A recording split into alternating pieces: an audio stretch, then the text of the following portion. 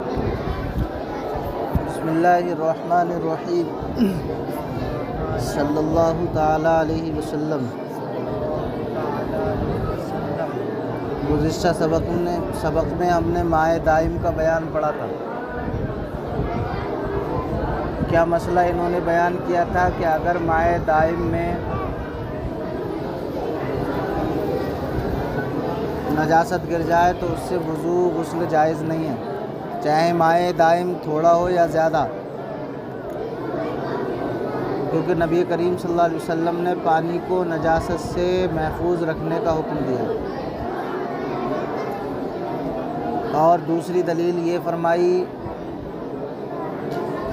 لا یبولن احدکم فی الماء الدائم، نبی فرماتے ہیں کہ مائع دائم ٹھہرے ہوئے پانی میں تم میں سے کوئی بھی پیشاب نہ کرے، ولا یغتسلن فیہ من الجنابۃ، اور نہ ہی اس میں جنابت کا غسل کرے، کیونکہ جنابت کا غسل کرنے سے بھی پانی ناپاک ہو جائے گا۔ سمجھ گئے؟ پیشاب کرنے سے بھی ناپاک ہو سکتا ہے، بعض اوقات انسان کے پاس پانی نہیں ہوتا لیکن ایک گھڑے میں پانی ہوتا ہے، وہ اپنی حاجت کو وہاں پورا کر سکتا ہے، پاکی حاصل کر سکتا ہے۔ حضور نے اس لیے فرمایا کہیں بھی پانی ٹھہرا ہوا ہے تو اس میں نہ تو پیشاب کرو نہ غسل جنابت کرو۔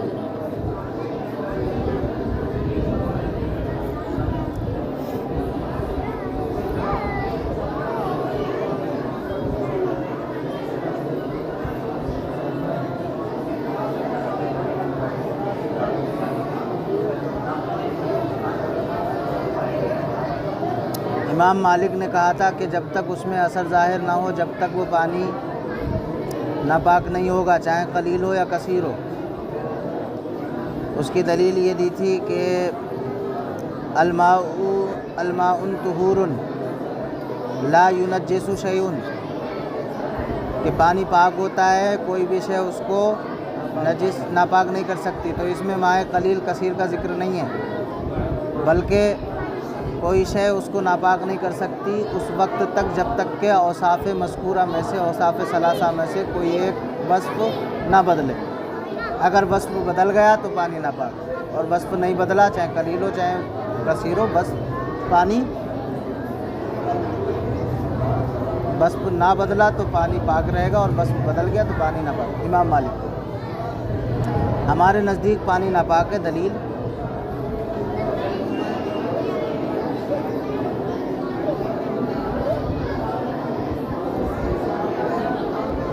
اب یہاں سے مائع جاری کا ذکر کر رہے ہیں، کہہ رہے ہیں وَأَمَّا الْمَاءُ الْجَارِي، رہا مائع جاری اذا وقعت فیہ نجاستن، کہ جب اس میں نجاست گر گئی، مائع جاری جب اس میں نجاست گر گئی، جاز الوضوء منہ، تو اس سے وضو کرنا جائز ہے۔ کب؟ اذا لم یرا لہا اثر،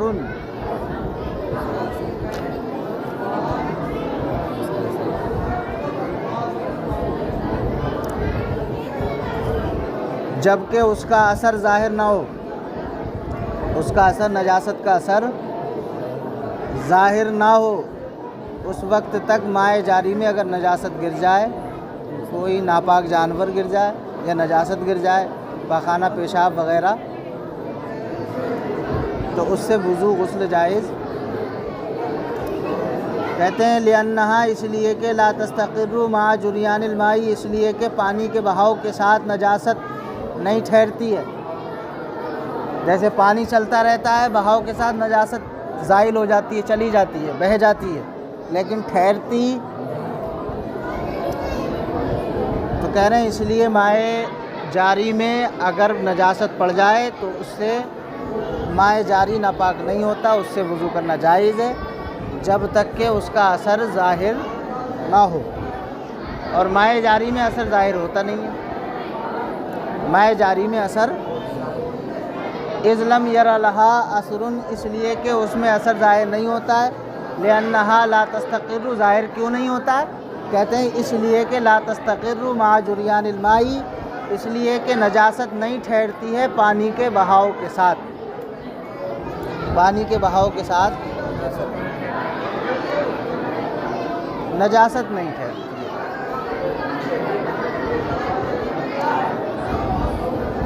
یہ تمام کا قول ہے کہ اگر مائع جاری میں نجاست گر جائے تو پانی ناپاک نہیں ہوتا، کیونکہ اس میں اثر ظاہر نہیں ہوتا اور اثر پانی کے بہاؤ کے ساتھ نہیں ٹھہرتا ہے، اس لیے اس سے وضو اور غسل جائے سب کے نزدیک، اس میں کوئی اختلاف نہیں، اس میں کہتے ہیں والغدیر العظیم الذی، اور بڑا تالاب،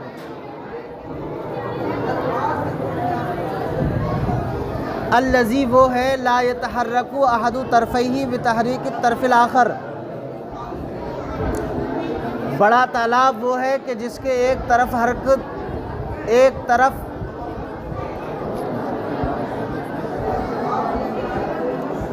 دینے سے دوسری طرف حرکت ہو،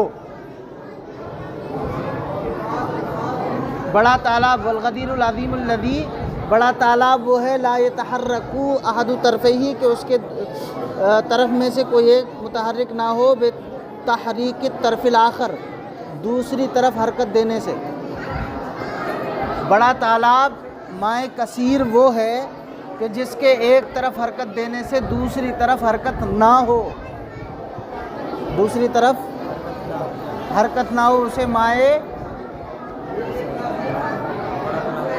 کثیر کہتے ہیں اور بڑا تالاب کہتے ہیں اذا وقعت فی احد جانبیہ نجاست، کہتے ہیں اگر جب ان میں سے کسی ایک جانب نجاست گر جائے جاز الوضوء من جانب الاخر، تو دوسری جانب سے وضو کرنا چاہیے۔ یہ تالاب ہے بڑا، اس کے ایک طرف حرکت کرنے سے دوسری طرف حرکت نہ ہو، اسے مائع کثیر کہیں گے اور بڑا تالاب کہیں گے۔ اگر کوئی نجاست اس طرف گر گئی، اس تالاب میں مائع کثیر میں اگر ایک طرف نجاست گر گئی تو اب دوسری طرف سے وضو کرنا جائز ہے، کیونکہ جب حرکت نہیں پہنچتی دوسری طرف تو اب نجاست کا اثر بھی نہیں پہنچے گا، لہٰذا دوسری طرف سے وضو کرنا لأن الظاہر ان النجاست لا تصل الیہ، اس لیے کہ ظاہری نجاست لا تصل الیہ دوسری طرف نہیں پہنچتی، نجاست ظاہر دوسری طرف نہیں، دوسری طرف نجاست کا اثر ظاہر ہی نہیں ہوتا، جب ظاہر نہیں ہوتا تو اس طرف سے وضو کرنا، یہ ہے امام ابو یوسف رحمۃ اللہ علیہ کا قول، ایک طرف حرکت دینے سے دوسری طرف حرکت ہو جائے امام ابو یوسف۔ امام محمد کہتے ہیں مائع کثیر کہتے ہیں جو دہ دردہ سے کم نہ ہو، دہ دردہ سے جو دہ دردہ ہو وہ مائع کثیر ہے یا اس سے زیادہ مائع کثیر ہے، اور دہ دردہ سے کم ہے تو وہ مائع قلیل ہے۔ دہ دردہ کسے کہتے ہیں؟ 10 ہاتھ لمبا، 10 ہاتھ چوڑا اور 10 ہاتھ گہرا، یہ ہے دہ دردہ۔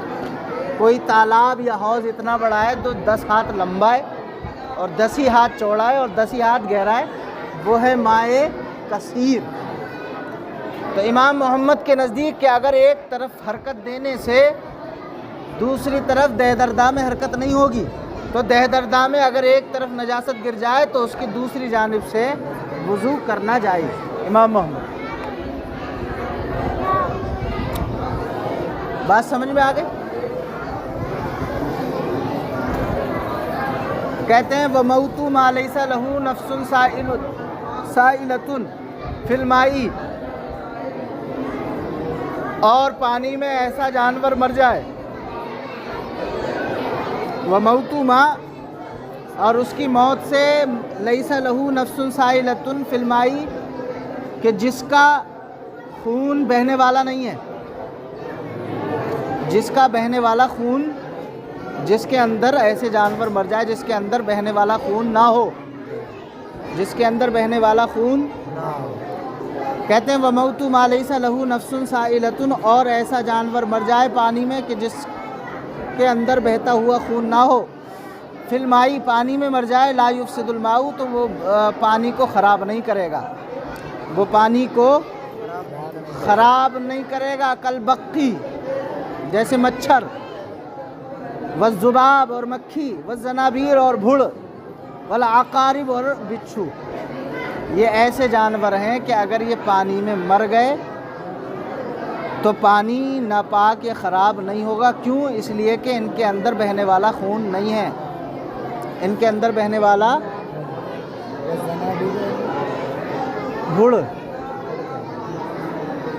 اڑنے والا ایک کیڑا ہوتا ہے مکھی اور مچھر کی طرح، یا بھڑ. یہ وزنابیر یہ کہتے ہیں شہد کی مکھی. کیا کہتے ہیں؟ ہاں، جیسے مچھر ہو، مکھی ہو، اور شہد کی مکھی ہو، اور بچھو ہو.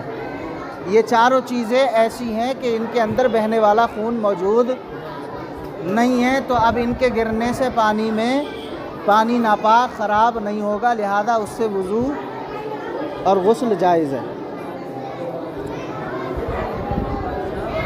اس قول میں امام شافعی بھی امام اعظم کی طرف گئے ہیں. یہ امام اعظم کا قول ہے نا، مذہب احناف پر ہے کہ اگر ایسا جانور پانی میں مر جائے جس کے اندر بہتا ہوا خون نہ ہو تو وہ پانی کو خراب نہیں کرے گا. امام اعظم فرماتے ہیں جیسے مچھر، مکھی، شہد کی مکھی اور عقارب، ان کے اندر خون نہیں ہوتا. ان کے اندر پانی ناپاک کیوں نہیں ہوگا؟ چاہے مائع قلیل ہو یا مائع کثیر، یہ بھی یاد رکھنا. چاہے مائع قلیل ہو یا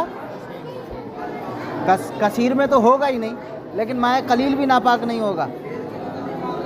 دلیل کیا ہے؟ دلیل یہ ہے، امام اعظم کی دلیل یہ ہے کہ حضور نبی اکرم صلی اللہ تعالیٰ علیہ وسلم نے فرمایا کہ جب آپ کی چائے میں مکھی گر جائے، کھانے پینے کی چیز میں مکھی گر جائے تو کیا کرو؟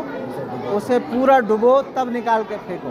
کیوں؟ اس لیے کہ اس کے ایک پر میں شفا ہے اور دوسرے میں بیماری ہے. تو ہو سکتا ہے وہ جب بھی گرتی ہے مکھی اپنی بیماری والے پر کو لے کے گرتی ہے. بیماری والے پر کو آپ ایسی نکال کے پھینک دو گے تو آپ کو بیماری لگے گی، لیکن نبی نے فرمایا اس کو ڈبو، دونوں پر ڈبو دو مکھی کے، تو اب شفا والا پر بھی ڈوب جائے گا. جب وہ ڈوب جائے گا تو بیماری کا خاتمہ ہوگا، لہذا آپ کو شفا ہی شفا ہوگا اس نکال کے. فرماتے ہیں اگر مکھی ناپاک ہوتی تو نبی اس کو ڈبونے کا حکم نہیں دیتے. نبی نے ڈبونے کا حکم اس لیے دیا ہے، یہ اس بات پہ دال ہے کہ مکھی ناپاک نہیں ہے تو اس کے گرنے سے پانی بھی ناپاک نہیں ہوگا. بات سمجھ میں آئی؟ فرماتے ہیں وَمَوْتُ مَا لَيْسَ لَهُ نَفْسٌ سَائِلَةٌ، اور وہ جانور مر گیا پانی میں کہ جس کا خون بہنے والا نہیں ہے، فِي الْمَاءِ لَا يُفْسِدُ الْمَاءَ، تو اب وہ پانی کو خراب نہیں کرے گا. کالبکی جیسے مچھر، والذباب اور مکھی، والزنابیر اور شہد کی مکھی، والعقارب اور بچھو، ان کے گرنے سے مائع قلیل ناپاک نہیں ہوگا. وَمَوْتٌ مَا يَعِيشُ فِي الْمَاءِ، اور وہ جانور مر گئے جو پانی میں ہی زندگی گزارتے ہیں. اگر پانی میں وہ جانور مر گئے جو پانی میں ہی زندگی بسر کرتے ہیں، لا یفسد الماء، تو وہ پانی کو ناپاک یا خراب نہیں کریں گے. کالسمک جیسے مچھلی، والضفدع جیسے مینڈک، والسرطان جیسے کیڑا. مچھلی رہتی ہے اس میں، مینڈک بھی رہتا ہے، اور کیڑا گنچا وغیرہ یہ بھی رہتے ہیں. فرماتے ہیں اگر یہ پانی میں ہی مر جائیں تو پانی ناپاک نہیں ہوگا. کیوں؟ کہتے ہیں ان کی زندگی پانی میں ہی ہوتی ہے، ان کی زندگی پانی میں ہی ہوتی ہے. اور نبی نے کیا فرمایا؟ ہماری دلیل کیا ہے اس کی؟ کہ پانی میں رہنے والے جانور اگر پانی میں مر جائیں تو وہ کیا ہوتے ہیں؟ پانی ناپاک نہیں ہوتا، اس سے وضو غسل کرنا جائز ہے. دلیل کیا ہے؟ نبی فرماتے ہیں دلیل یہ ہے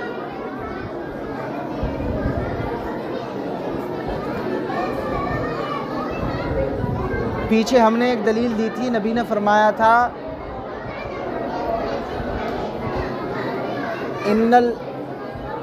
سمندر کے بارے میں جو تھی، ان الماء طہور، کہ بے شک سمندر کا پانی پاک ہے. لا والحل میتتہ، اور اس کا مردار کیا ہے؟ حلال ہے. تو لہذا اس کا مردار مچھلی جو ہے یہ اگر پانی میں بھی مر جائے تو حلال ہے. ہیں، اور لہذا اگر یہ پانی میں ہی مر جائے مچھی اور مینڈک اور کیڑا وغیرہ تو پانی ناپاک نہیں ہوگا۔ امام مالک کہتے ہیں پانی ناپاک ہو جائے گا۔ امام مالک کیا کہتے ہیں؟ امام مالک علیہ رحمت و رضوان پانی کے ناپاک ہونے کے قائل ہیں۔ امام شافعی کس کے قائل ہیں؟ امام شافعی کہتے ہیں مچھلی کے علاوہ اور جانور کے مرنے سے پانی ناپاک ہو جائے گا۔ مچھلی کے علاوہ ہمارے نزدیک مچھلی اس میں مرے یا مینڈک مرے یا کیڑا مرے تو پانی ناپاک نہیں ہوگا۔ امام شافعی کہتے ہیں مچھلی مر جائے تو پانی ناپاک نہیں ہوگا، لیکن اس کے علاوہ اگر مینڈک یا کیڑا وغیرہ مر جائے، کوئی بھی مر جائے مچھلی میں پانی میں رہنے والا تو پانی ناپاک ہو جائے گا۔ دلیل کیا ہے؟ دلیل دیتے ہیں حرمت علیکم المیتۃ، اللہ نے فرمایا تم پہ مردار حرام کیا گیا ہے، تم پہ مردار حرام کیا گیا ہے۔ اب اس میں کسی کا حرام ہونا، کسی کا حرام ہونا، مردار حرام کیا گیا ہے، مطلب کیا ہے؟ اس آیت سے امام شافعی استدلال کرتے ہیں اور کسی چیز کی حرمت جب کرامت اور بزرگی کے طریقے پر نہ ہو تو وہ ناپاک ہونے کی علامت ہے۔ کسی کی حرمت جب کرامت اور بزرگی کے طریقے پر نہ ہو تو وہ ناپاک ہونے کی علامت ہے۔ لہذا مچھلی کے علاوہ جتنے جانور پانی میں رہنے والے اگر مریں گے تو پانی ناپاک ہوگا۔ کون کہتے ہیں؟ جواب دیتے ہیں کہ حرام ہونے کے لیے کسی چیز کا ناپاک ہونا ضروری نہیں۔ جیسے مٹی کھانا حرام ہے، حالانکہ اس کی حرمت اس کے احترام کی بنیاد پر نہیں ہے جس سے اس کا ناپاک ہونا لازمہ ہے، احترام کی بنیاد پر نہیں ہے جس سے اس کا ناپاک ہونا لازمہ ہے۔ تو لہٰذا اگر احترام اور بزرگی کی وجہ سے حرمت ہوتی ہے تو وہ ناپاک ہوتی ہے، اور یہاں پر مٹی کھانا حرام ہے، مٹی ناپاک نہیں ہے۔ مٹی کا کھانا حرام کیوں ہے؟ ناپاک ہونے کی وجہ سے نہیں، سمجھ گئے؟ تو اس لیے امام شافعی کے نزدیک مچھلی کے علاوہ جو جانور اس میں مر جائیں تو ان کے نزدیک پانی ناپاک ہو جائے گا، اس سے وضو غسل جائز نہیں ہوگا۔ دلیل ان کی حرمت علیکم المیتۃ۔ جواب ہم نے کیا دیا؟ ہم نے دے دیا۔ حنفیہ کی دلیل یہ ہے، وہ کہتے ہیں دیکھیں خون کو اگر دھوپ میں، خون ناپاک ہوتا ہے، اگر خون کو دھوپ میں رکھ دیا جائے تو وہ سیاہ پڑ جاتا ہے۔ خون کو، اور مچھلی، مینڈک یا کیڑے وغیرہ میں جو نکلتا ہے خون، بظاہر خون ہوتا ہے، اس کو اگر دھوپ میں رکھ دیا جائے تو یہ سفید ہوتا ہے اور خون ناپاک ہوتا ہے۔ جو خون سیاہ پڑ جائے وہ خون ناپاک ہے، اور جو خون سیاہ نہ پڑے، سفید ہو جائے، وہ خون ناپاک۔ پتہ چلا خون بہنے والا ہے ہی نہیں ان میں۔ جب خون بہنے والا نہیں ہے تو یہ چیزیں پاک ہیں، اگر یہ مر گئیں تو اب ان سے پانی خراب، پانی ناپاک نہیں ہوگا۔ بات سمجھ میں آئی؟ امام شافعی کے نزدیک مچھلی کے علاوہ پانی، اگر کوئی اور کیڑا اس میں مر جائے مائع قلیل میں تو پانی ناپاک ہے۔ دلیل حرمت علیکم المیتۃ، اللہ نے مردار کو تم پر حرام کیا ہے، تو جو چیز حرام ہوتی ہے اس کا مرنا پانی کے اندر بھی پانی کو حرام کر دیتا ہے۔ امام شافعی کی دلیل سمجھ گئے؟ اور ہماری دلیل کیا ہے کہ خون اگر دھوپ میں رکھ دیا جائے تو سیاہ پڑ جاتا ہے، اور اس میں مچھلی، مینڈک اور کیڑے کا خون جو ہوتا ہے وہ سفید پڑتا ہے، سیاہ نہیں پڑتا، لہٰذا وہ خون نہ ہوا۔ جب خون نہ ہوا اور خون نجس ہوتا ہے، لہٰذا خون نجس نہ ہوا تو اب وہ شے بھی نجس نہیں ہوئی، لہذا وہ مر جائے گی تو پانی ناپاک نہیں ہوگا، اس سے وضو غسل جائز ہے۔ وَمَوْتُ مَا يَعِيشُ فِي الْمَاءِ، اور پانی میں جو زندگی گزارتے ہیں اگر مر جائیں، لا يفسد الماء، تو پانی ناپاک نہیں ہوگا، کالسمک، جیسے مچھلی، والضفدع، اور مینڈک، والسرطان، اور کیڑا وغیرہ، ان سے پانی ناپاک نہیں ہوتا۔ اللہ تعالی ہم سب کو علم نافع، عمل صالح کی توفیق بخشے۔ اور خوب ذوق و شوق کے ساتھ ہمیں علم دین حاصل کرنے کا شوق اور ذوق اور جذبہ عطا فرمائے۔